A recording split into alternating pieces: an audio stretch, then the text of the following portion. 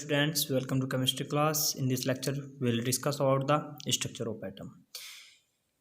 Atom को structure of atom को start करने से पहले हम कुछ इसकी हिस्ट्री जानेंगे कि हम एटम तक कैसे पहुँचे, फिर एटम किन पार्टिकल से मिलकर बना होता है, वो पार्टिकल कहाँ पर रहते हैं, किस तरीके से अरेंज रहते हैं, तो वो डिस्कस हम लोग यहाँ पर करेंगे।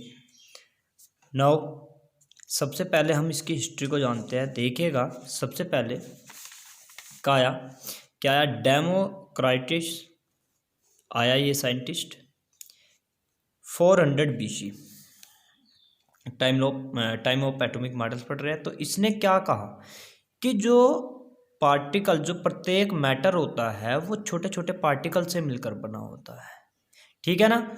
और जिन पार्टिकल को आज के टाइम में 400 BC की बात कर रहे हैं, आज के टाइम में जो हम इनको कहते हैं वो क्या कहते हैं, एटम। तो उसने सिर्फ इतना बताया था कि जो डेमोक्राइटिस ने 400 BC पूर्व कि जो आपका क्या होता है, कोई भी मैटर होता है वो छोटे छोटे पार्टिकल से मिलकर बना होता है, जिन्हें आज के टाइम में हम इनको क्या बोलते हैं, आपका एटम्स। तो he proposed that matter is composed of tiny particle, discrete particle, जो कि डिस्क्रीट मतलब कि वो पार्टिकल तोड़े नहीं जा सकते, उससे छोटा पार्टिकल नहीं होता, which we know call atoms. Derived from the atoms word, कहाँ से ड्राइव हुआ, ये कहाँ से ड्राइव हुआ, एटमॉस से ड्राइव हुआ है। एटमॉस का मतलब होता है इंडिविजुअल पार्टिकल। इंडिविजुअल पार्टिकल का मतलब होता है जिसे तोड़ा नहीं जा सकता, ठीक है ना। इंडिविजुअल पार्टिकल का मतलब क्या होता है, जिन्हें तोड़ा नहीं जा सकता, जो डिवाइडेबल नहीं होते। फिर इसके बाद जो हमारा आया, फिर एरिस्टोटल 350 BC, ये ग्रीक का फिलोसफर था। तो इसने क्या पर्पज किया, तो एरिस्टोटल ने कहा proposed that matter is composed of four essences कि जो आपका मैटर होता है वो 4 इसेंसेस, जो इसेंशियस है उससे मिलकर बना होता है, earth, water plus air plus fire. But उसके पास ऐसा कोई एविडेंस नहीं था कि जिससे कि ये प्रूव कर सके कि ये चार इसेंसेस से मिलकर बना हुआ है।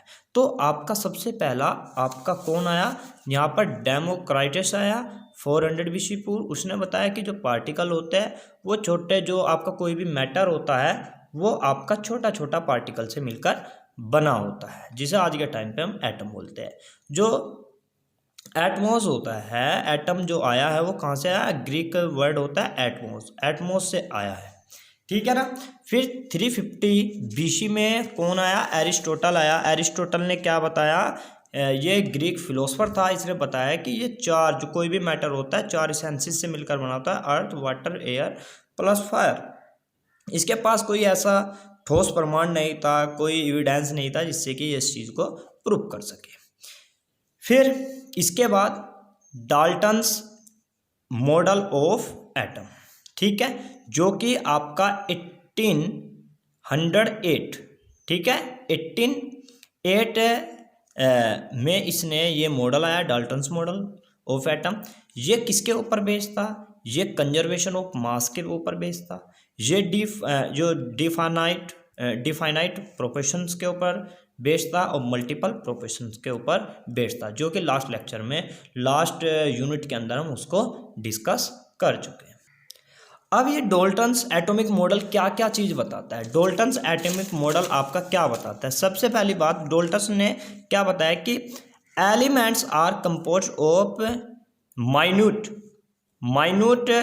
Individual particles called atom. जो आपका कोई भी मैटर होता है, मतलब कोई भी एलिमेंट, ठीक है ना, जैसे कि आयरन हो गया, सोडियम होगा, आज के टाइम पे 118 एलिमेंट डिस्कवर्ड हो चुके हैं। कोई भी एलिमेंट होता है वो क्या होता है, माइन्यूट, ठीक है, कंपोज एलिमेंट आज compose minute individual particle called atom. छोटे छोटे माइन्यूट पार्टिकल से बना होता है, जो डिवाइडेबल नहीं होते, जिनको तोड़ा नहीं जा सकता, उनको क्या बोलते हैं हम लोग? एटम। तो पहली बात इसने ये बताई।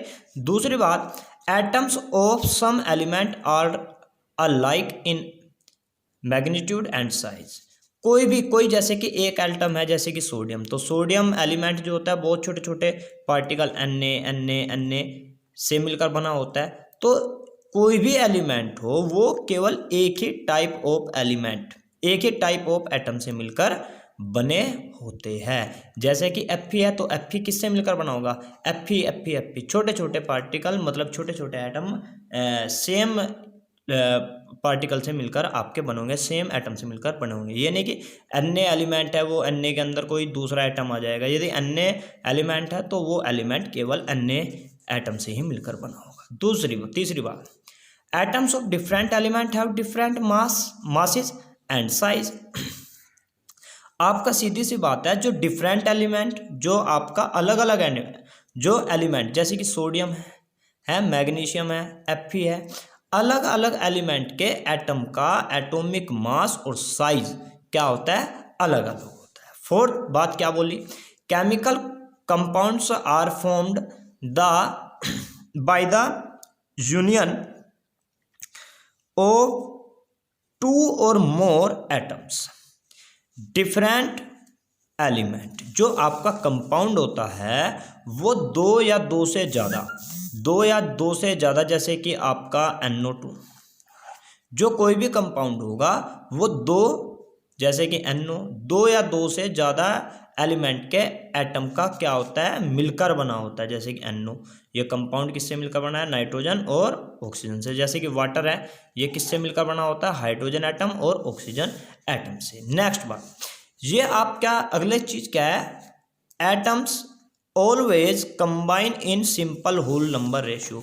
कोई भी आपका कंपाउंड्स होता है, यहाँ पर देखिएगा, atoms always combine in simple whole number ratio. जैसे कि H2O है तो ये किस रेशो में आपका कंबाइन है? 2:1 के रेशो में। नाइट्रोजन है आपका, नाइट्रोजन ऑक्साइड, ये आपका किस रेशो में है? 1/1 के रेशो में। तो कोई भी एटम कंबाइन होता है तो सिंबल रेशो में कंबाइन होता है, ये नहीं कि कोई 1 में हो गया और दूसरा 1.5 में, फ्रिक्शन में नहीं होता कभी। अब नेक्स्ट बात, केमिकल रिएक्शन ओनली रीअरेंजमेंट कैसी होती है? रीअरेंजमेंट होता है। जैसे कि आप यहाँ पर देखिएगा, जैसे कि HCl plus NaOH gives to NaCl plus H2। ये H और Cl ये क्या हुआ है? रीअरेंज हुआ है। देखिएगा यहाँ पर NaCl के पास चला गया और OH H के पास H2। सिर्फ ये रीअरेंजमेंट ऑफ एटम्स होता है, ये आपस में एटम रीअरेंज होते हैं। ये एटम इसके साथ चला जाता है, ये एटम इसके साथ, और ये क्या बन जाता है? ये आपका प्रोडक्ट बन जाता है। तो chemical reaction only rearrangement of atoms are combined in chemical compounds, atom themselves don't change. ये नहीं कि आपका ध्यान रखना है कि जब ये रीअरेंजमेंट ऑफ एटम से जब रिएक्शन होते हैं तो रीअरेंजमेंट ऑफ एटम्स का होता है, मतलब कि एटम्स को इधर से इधर चला जाता है, ठीक है ना। ये आप जैसे केमिकल रिएक्शन में जो एटम होता है उनका केवल रीअरेंजमेंट होता है, एक एटम दूसरे के पास, दूसरा एटम किसी पहले के पास, इस तरीके से इनका रीअरेंजमेंट होता है। ये केमिकली अनचेंज रहता है। ये नहीं कि यहाँ पर क्लोरीन है तो रिएक्शन होने के बाद ये फ्लोरीन बन जाएगा, आयरन बन जाएगा, ये क्लोरीन ही रहेगा, बस इनमें क्या हो जाएगा? रीअरेंजमेंट आपका हो जाता है। चलिएगा, फिर इसके बाद देखिएगा, इसके बाद फैराडेज आया, जो कि आप 12th क्लास में पढ़ोगे जब फैराडे लॉ ऑफ इलेक्ट्रोलिसिस। तो वो क्या कहता है कि चार्ज्ड जो होता है, क्योंकि डाल्टन ने बता दिया था कि एटम से कोई छोटा पार्टिकल नहीं होता, एटम सबसे छोटा पार्टिकल होता है। पर जो फैराडेज लॉ आया ये 1833 में आया था, फैराडेज लॉ। तो उसने क्या कहा था कि जो जैसे कि कोई जब हम इलेक्ट्रोलिसिस कराते हैं किसी उसका, तो ये जब, तो यहाँ पर क्या होता है, यहाँ पर मास डिपॉजिट होता है। जैसे कि अन्य पॉजिटिव का कराया Cl नेगेटिव, तो अन्य पॉजिटिव आपका कैथोड पे चला जाएगा, Cl नेगेटिव आपका एनोड पे चला जाएगा। तो अन्य पे, तो अन्य पॉजिटिव प्लस ये यहाँ पे जाएगा तो आपका अन्य बना लेता है। तो मतलब उसने ये देखा 1833 में कि कि जो आपका जब हम इलेक्ट्रोलिसिस कराते हैं तो एनोड और कैथोड पर आपका मास डिपॉजिट होता है। जो मास होता है वो direct proportional to charge, past charge, ठीक है ना। जो आपका एम जितना डिपॉजिट हो रहा है यहाँ पर एनोड कैथोड पर, वो चार्ज पास्ड थ्रू आ सॉल्यूशन होता है। जितना चार्ज हम फ्लो करेंगे उतना ही आपका मास डिपॉजिट होगा, ठीक है ना। वो आपके क्यू के डायरेक्ट प्रोपोर्शनल होता है। तो वहां से एक थिंक निकल के आई, एक सोच निकल के आई कि मास सबस्टांस में कुछ जब चार्ज है, कि आपका चार्ज में मास और मास में चार्ज, यहां से एक सोच मिली कि कहीं ना कहीं जो आपका पार्टिकल्स है उसमें कुछ ना कुछ चार्ज पार्टिकल जरूर होता है। फिर इसके बाद आपका यहाँ पे एक्सपेरिमेंट किया थॉमसन ने, जे थॉमसन ने। वैसे इससे पहले एक्सपेरिमेंट हुआ था, वो दिया था जे स्टोनी ने, ठीक है ना। इसने एक्सपेरिमेंट दिया था। इसके बाद उसने क्या कहा था, जे स्टोनी ने लगभग 1891 के आसपास एक बात कही, 1891 में एक बात कही कि उसने एक रियलाइज किया, there must be some fundamental unit of electricity associated with atom. He name this unit electron. तो उसने क्या किया कि आपका जो एटम है कहीं ना कहीं उसने रियलाइज किया, जो आपकी इलेक्ट्रिसिटी की कुछ यूनिट होती है जो कि कहीं ना कहीं एटम के साथ एसोसिएट रहती है, उस यूनिट को उसने क्या नाम दिया, इलेक्ट्रॉन। ध्यान रखना इस बात का, इलेक्ट्रॉन का डिस्कवर अभी तक नहीं हुआ था। सिर्फ उसने क्या कहा कि एटम के साथ कुछ ना कुछ आपकी इलेक्ट्रिसिटी की फंडामेंटल यूनिट होगी, जिसे उसने क्या नाम दिया, इलेक्ट्रॉन। क्लियर। बट इलेक्ट्रॉन का डिस्कवर कब हुआ, कब इस चीज का बिल्कुल पता चला कि ये यूनिट क्या है, ठीक है ना। ये यूनिट का नाम रखा कि इलेक्ट्रॉन की यूनिट होगी, उसका नाम इलेक्ट्रॉन रखा। बट ना तो उसके ऊपर चार्ज का पता था कि ये नेगेटिव होगा या पॉजिटिव होगा, ना उसके मैग्नीट्यूड का पता था, ना मास का पता था। सिर्फ उसने कहा कि इलेक्ट्रिसिटी की फंडामेंटल यूनिट बोल दी इलेक्ट्रॉन, ठीक है। बट ये आया 1897 में इसका डिस्कवर्ड हुआ इलेक्ट्रॉन का, ठीक है ना। कि उसके चार्ज कितना, मतलब उसके ऊपर चार्ज क्या रहता है, वो 1897 में जे थॉमसन ने इसका डिस्कवर किया, जे थॉमसन ने।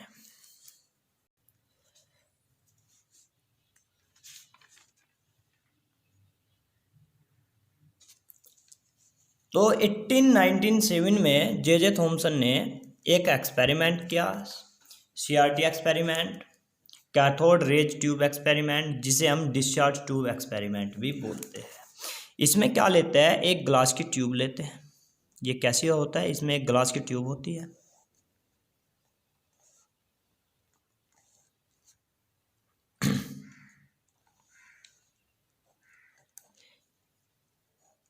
ये आपका वैक्यूम पंप है, टू वैक्यूम पंप, जिससे हम इसका प्रेशर बहुत ही कम, वेरी लो प्रेशर करते हैं, 10⁻⁻⁴ mmHg के आसपास, वेरी लो प्रेशर। और यहाँ पर एक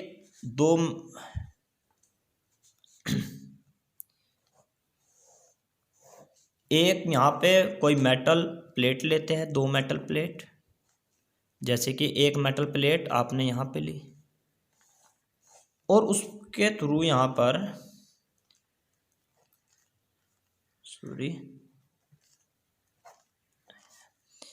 नेगेटिव पॉजिटिव, तो ये क्या हो गया आपका कैथोड, नेगेटिव प्लेट, और ये आपका पॉजिटिव से कनेक्ट है। इस पर कितना वोल्टेज अप्लाई करते हैं आपका, जिसे हम ये पॉजिटिव प्लेट जिसके थ्रू हम अराउंड द 10,000 वोल्ट अप्लाई करते हैं। कम वोल्टेज नहीं, हाई वोल्टेज अप्लाई करना है। अराउंड द 10,000 वोल्ट अप्लाई किया था। अब यहाँ पर उसने क्या देखा, और यहाँ पर 10 टू पावर वैक्यूम पंप से यहाँ पर जो प्रेशर क्रिएट किया गया वो 10 टू पावर -4 mmHg के बराबर था, जो कि बहुत ही कम होता है। अब यहाँ पर क्या हुआ, कोई भी गैस आप यहाँ पर भर लीजिएगा। अब जब यहाँ पे 10,000 volt around the voltage apply किया, तो यहाँ पर जे थॉमसन ने कुछ चीज़ ऑब्जर्व की। सब क्या चीज़ ऑब्जर्व करी, उसने ये चीज़ देखी कि कुछ रेज है जो आपका कैथोड से एनोड की ओर जाती है। कुछ रेज है जो कैथोड से एनोड की ओर चल रही है। यहाँ पर इसने एनोड लिया, वो भी कैसा लिया आपका, जिसमें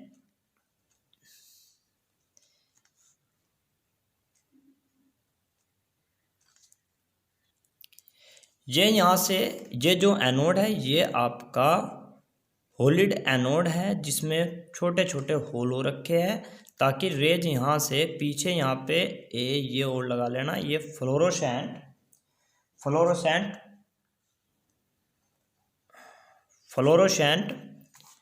कोटिंग है। फ्लोरोसेंट कोटिंग क्या होती है, जैसे कि जिंक सल्फाइड, फ्लोरोसेंट कोटिंग ऐसी होती है कि यदि उस पर कोई पार्टिकल जाके टकराता है तो तुरंत उस पर ग्लो आ जाता है। ठीक है ना। तो हमने यहाँ पे जब 10,000 वोल्ट अप्लाई किया तो उसने क्या ऑब्जर्व किया थॉमसन ने, कि कुछ रेज कैथोड से एनोड की ओर चल रही है। ध्यान रखना इस बात का, वो कैथोड से निकली नहीं है, वो ऐसा उसे रियलाइज हुआ कि कुछ रेज आपका कैथोड से एनोड की ओर चलती है। इन रेज को क्या बोला गया, कैथोड रेज बोला गया। कैथोड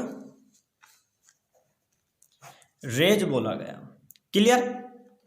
और ये जो रेज है इन होल से निकलकर सीधा जिंक सल्फाइड जो फ्लोरोसेंट सब्सटेंस होता है उससे जाके स्ट्राइक करती है, और स्ट्राइक करने के बाद यहाँ पे ग्लो प्रोड्यूस करती है।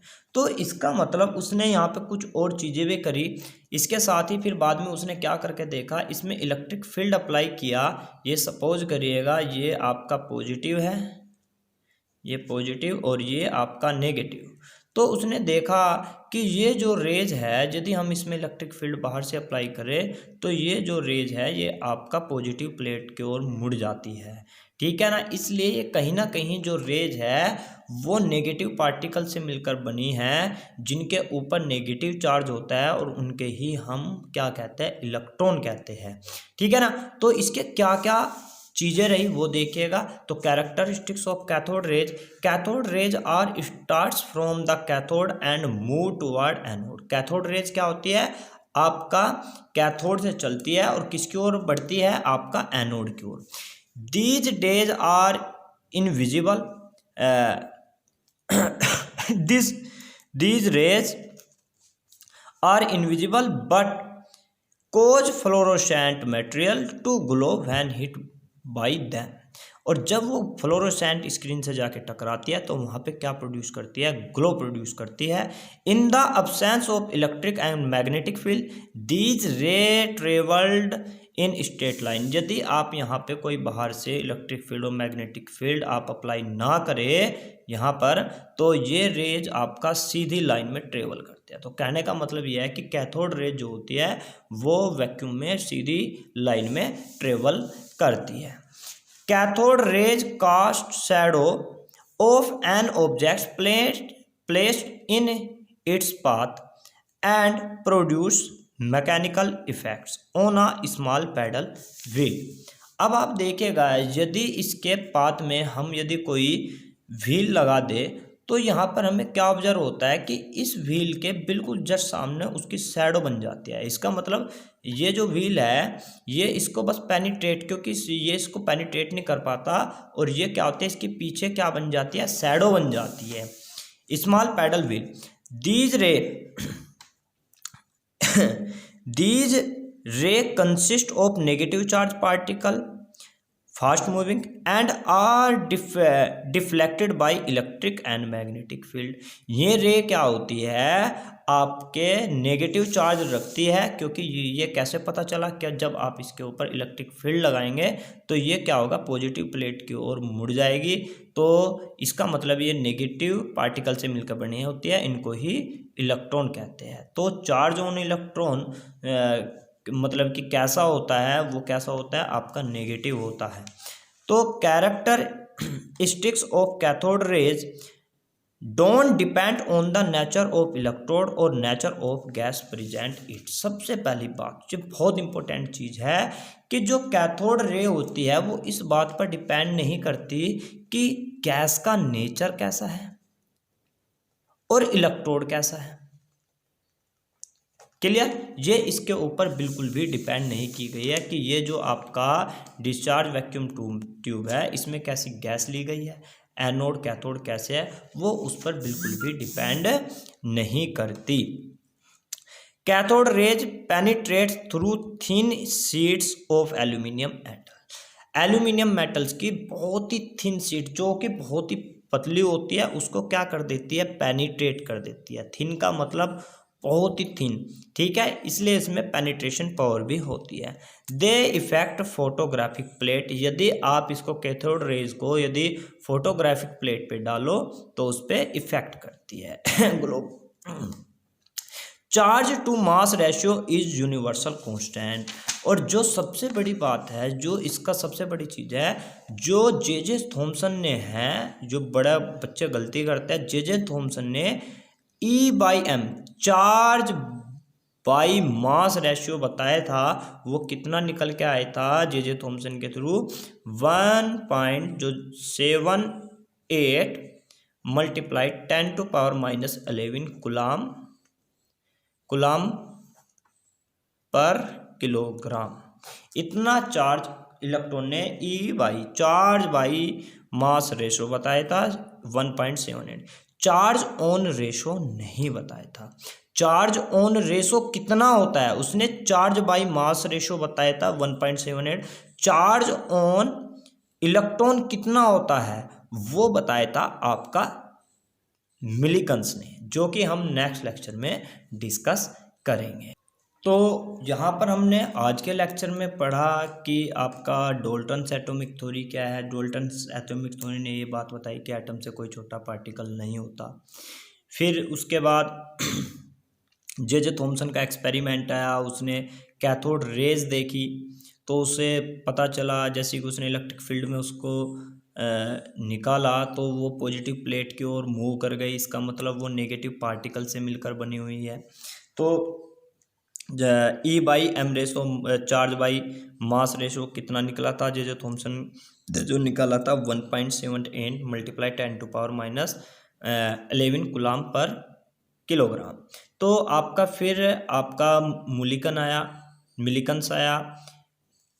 मिलिकन्स ने आपका क्या बताया, आपका मिलिकन्स ने क्या बताया था, चार्ज